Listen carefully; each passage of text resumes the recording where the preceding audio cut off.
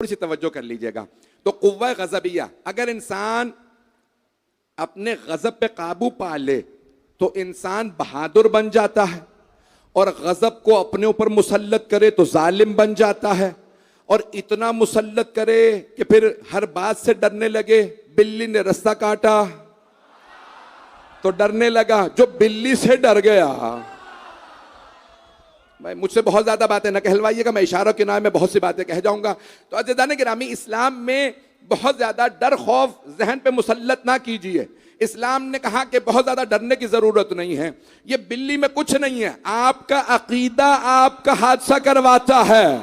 अकीदा नहीं है मजमा, हाथ जोड़ के ये इंसान का अकीदा। जब आपने कहा अल्लाह मेरे साथ अच्छा करेगा तो अच्छा होगा, और अगर आपने कहा अब तो बिल्ली ने रास्ता काट दिया, अल्लाह मेरा बुरा करेगा, बिल्ली में कुछ नहीं था, आपके अकीदे ने बुरा करवाया। अगर कोई कहे अली मेरी मदद करेगा, अकीदा नजफ से